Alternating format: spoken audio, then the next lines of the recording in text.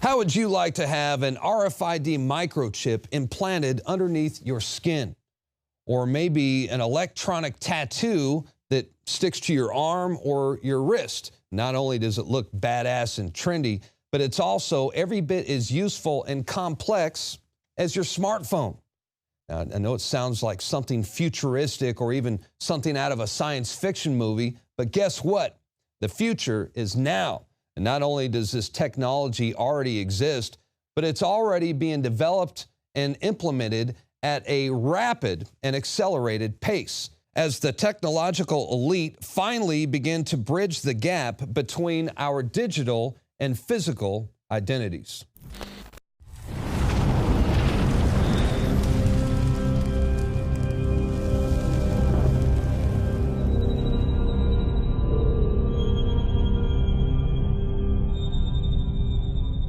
And he provides that no one will be able to buy or to sell except the one that has the mark, either the name of the beast or the number of his name.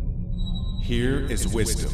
Let him who has understanding calculate the number of the beast, for the number is that of a man, and his number is 666. So how close are we to actually having microchips implanted under our skin? Well, according to the NBC Nightly News with Brian Williams, we might be a lot closer than you think. More now of our special coverage here tonight, life in the U.S. in 10 years' time. The year is 2017. You're rushed to a hospital unconscious with no ID or medical history, but thanks to a microchip under your skin, it's all there. Science fiction 20 years ago, but a biometric reality today. In medical news tonight, a chip the size of a grain of rice could save your life. I've just been chipped myself. It's not a painless process, but it doesn't last too long, not too difficult. Minor surgical procedure. New microchip technology now makes it possible for the emergency room staff to find out about your medical history at the touch of a computer key. At some point, we're all going to have RFIDs. It might be even in our fingers, where they require it with everything on it. Instead of carrying credit cards or money, we will probably be implanted with chips. And now RFID microchips like this are being injected into humans. I'm sorry, sir, did you just say you would get one implanted in your arm? Absolutely, without a doubt. Our driver's license will be on the RFID chip. Our credit card number, all our information will be on this one chip. The chip is encased in unbreakable glass and is about the size of a grain of rice. The procedure is done with anesthesia and is relatively pain-free. It felt pretty scary, but at the same time it felt very modern, very 2015. The government has just approved the use of a computer chip that would be implanted under your skin. When complete, everyone will have a unique 12-digit identity number. If hospitals purchase this detection equipment, the system will most likely start to include more and more people in those communities who will want the chips. Wow. Interesting stuff. Everybody could have one of those one day. Does Google now know everything I do and everywhere I go? Because, let's face it, we like you guys, but you're from Google. It may be true that 10 to 20-year-olds don't want to wear a watch on their wrist, but you can be sure that they'll be far more interested in wearing an electronic tattoo, if only to piss off their parents. Forget mobile phones. Your children and grandchildren may well want an implant instead. You know, when we check out at the grocery store, we'll be swiping our own arm over the scanner. And that will be something we feel we can't live without. It would be such a disadvantage to not have the implant that it essentially becomes not optional. Let's imagine a little bit what the future might look like if I could take your stem cells and put them on a chip, or your stem cells and put them on a chip. It would be a personalized chip just for you. Turns over, but it doesn't start. But the RFID reader antenna is here. So when I authenticate, the bike powers up.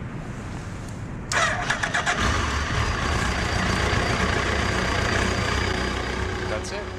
Imagine if some of these machines could be made so thin, light, and portable that they could be attached right to the surface of your skin and go wherever you go.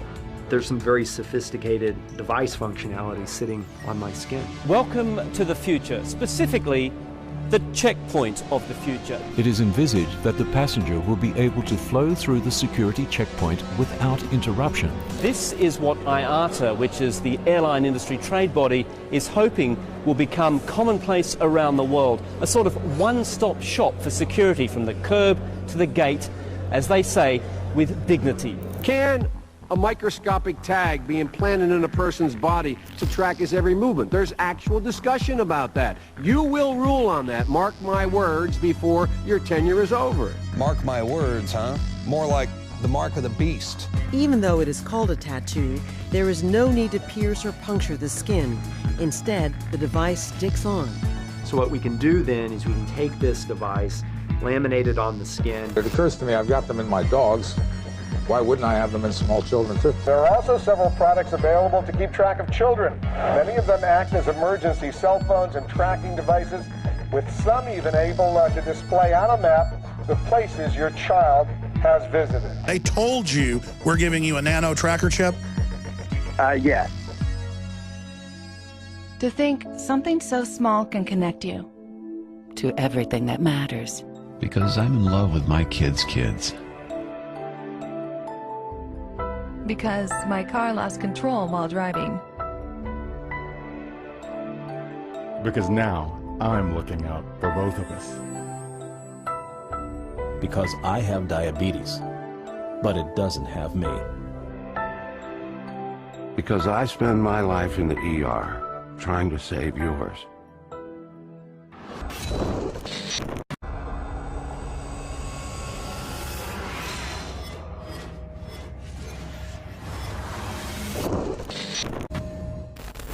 And we are now joined by Brandon Gallups from the Freedom Friday radio show. And Brandon, you are a Christian and a biblical scholar.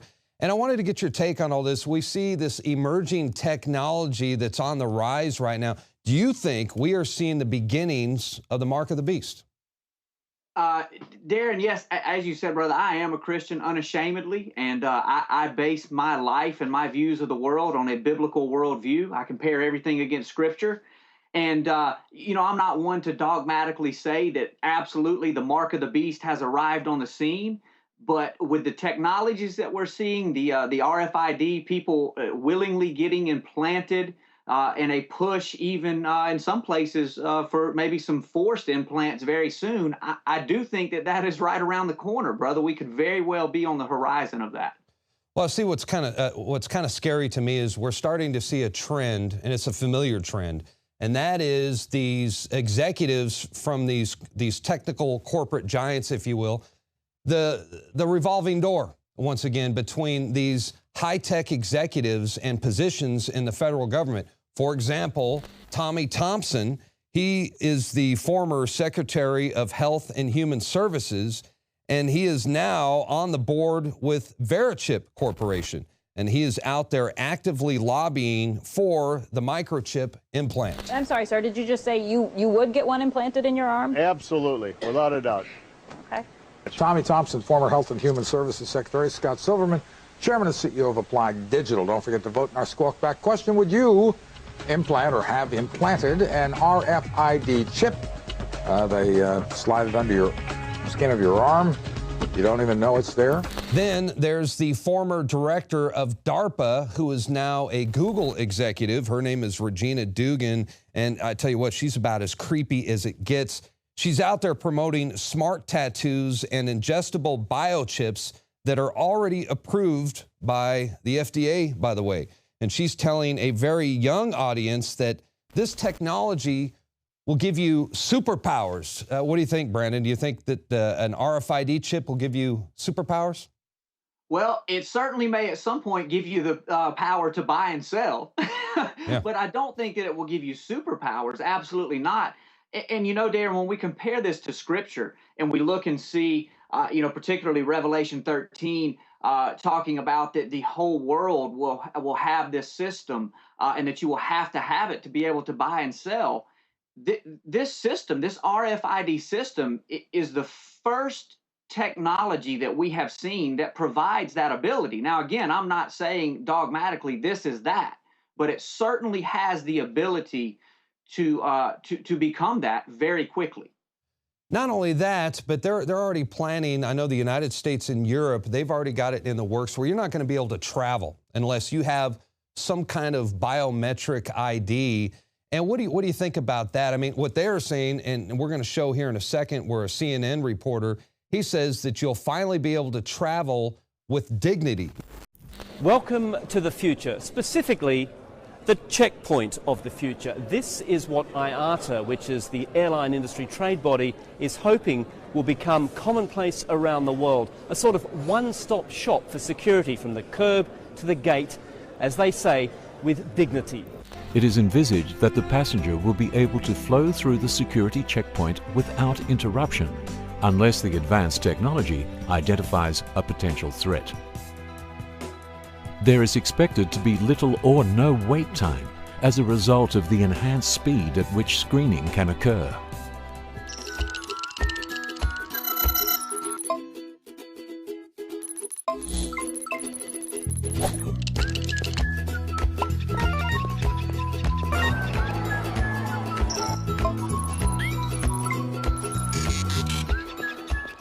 So there you have it, basically a system which, if IATA has it right, will mean that passengers go from the curb to the gate in their language with dignity, without having to stop, without having to unpack, without having to strip, without having to be worried about being groped. Now, do you think it's going to be dignified to have an implantable RFID chip? No, absolutely not. It certainly won't be dignified, and I won't be traveling. But think about this also, Darren, when we go back to Scripture and it talks about it by their right hand or on their foreheads. You know, obviously John, who saw this vision, lived over 2,000 years ago, and he was using the best language he had to describe what he was being shown. Sure. So, listen, the forehead, the biometric ID, that could be as simple as a retina scan. And we're already seeing these technologies being mandated in, of all places, Israel, which I think is very interesting. Well, and they're also, they're subjecting children to this. I've got an article right here from the Associated Press, right, where it's talking about tracking school children through the Head Start program. They even have kids as young as preschool where they stitch RFID tracking devices in their jerseys, which are required, these kids are required to wear these so they could track their every move. Meanwhile, in the UK, RFID chips are used to track children everywhere they go all day long. So picture this, you have Tommy, young Tommy, he's about 11 years old. When he gets out of school, he gets on the bus, they have him wearing an electronic bracelet, right? It kicks off a sensor that's on the bus, notifies his parents through their cell phone. They get a cell phone message, Tommy is safely on the bus. When he gets off the bus, it notifies him that he's gotten off the bus. And then even when he enters the house, they are notified. So I think it's going to end up, if these kids are raised like this, it's going to be an easy transition for them when they're finally told, listen, the bracelet comes off, now you get the RFID chip implant. What are your thoughts on that? I think you are 100% correct, Darren, because just think about this. Everything that we see that we now realize is evil, going back, the Patriot Act, all of the NSA spying and everything, listen, that was sold to us as we need this for safety. And of course, why not appeal to our emotions about the most precious thing on earth to us, our children? Listen, we can put this in your children and you never have to worry about your child going missing or being abducted. We will always know where they are. We can always find them, when in fact it may very well be that this is the most evil technology we have ever seen, but it will be sold to us, just like you're saying, in the name of safety. We're already seeing that. Well, technology is definitely a double-edged sword, because I could see there's a lot of advantages. Yeah, I would like to know where my children are and that sort of thing, and if they're ever to get lost, it would be nice to be able to track them. So they're definitely going to sell it that way. Well, I tell you what, if you think the federal government is not going to utilize this technology to track its own citizens, think again. Here's Attorney General Eric Holder talking about a conversation he had with Vice President Joe Biden about mandatory electronic bracelets for gun owners. Vice President Biden and I had a meeting with a group of technology people and talked about how guns can be made more safe by making them either through fingerprint identification, the gun talks to a bracelet or something that you might wear, how guns can be used only by the person who is lawfully in possession of the weapon. And here's another very alarming clip from then Senator Joe Biden before he became vice president. And this was during the confirmation hearings for Supreme Court Justice John Roberts. Biden tells Roberts that he will have to rule on implantable microchips during his tenure. And we'll be faced with equally consequential decisions in the 21st century.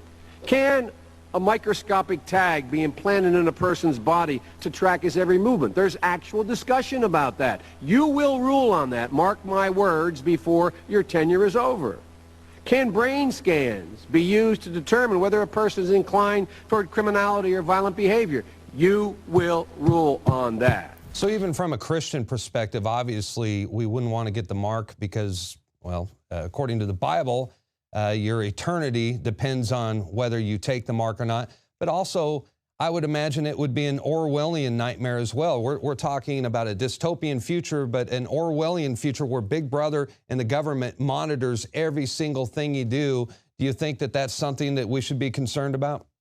No, I definitely do, because you have to think, I mean, just common sense would tell us that when this time comes, when we see something mandated where they are trying to mark every person in the whole world, whether that be for tracking or for buying or selling or whatever it is, it's not just going to be Christians, people like myself who are familiar with the word, that say, wait a minute, we know what this is. There's going to be people out there who just common sense, who may give no regard to the Bible at all, that say, this is crazy. There's no way I'm going to participate in this. So yeah, absolutely. I think that we'll see both. And you know, the scripture is very clear that Christians are going to be submitted to this at some point. We are going to have to make this decision.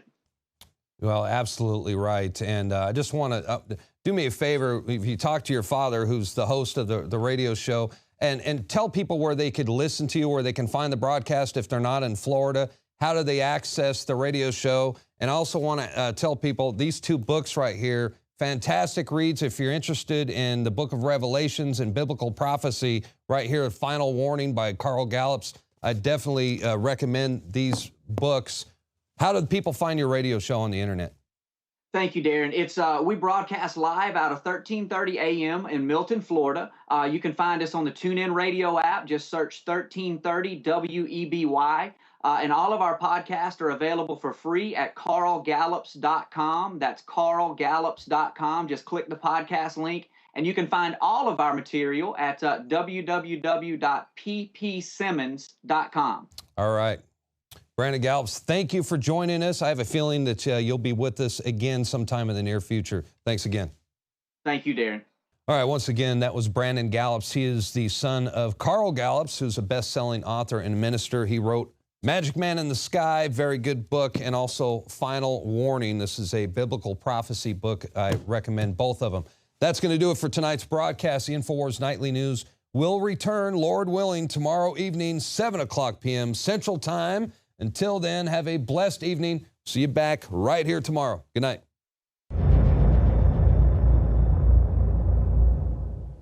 From the water table to our soils to the atmosphere itself, our world is becoming more and more toxic each and every day. But it's not just the air outside that's toxic. Indoor air has been shown to have 2 to 5 times higher concentrations of pollutants than even outdoor air. And most Americans spend 90% of their time inside using toxic chemicals within their homes. There are more than 42 million smokers in the United States. Well over 1,000 types of mold and mildew linked to numerous conditions. And don't forget the fact that 6 million Americans live with pets they're allergic to as well. When I began to research these statistics, it was clear to me it was time to start cleansing my lungs in order to combat the toxic environment that we cannot escape but that we can fight back against. Made with organic and wild cultivated herbs and manufactured in the USA, the new InfoWars Life Lung Cleanse is here in a convenient spray bottle that can be brought with you throughout any toxic environment. Now available exclusively at InfoWarsLife.com or by calling toll-free 888-253-3139.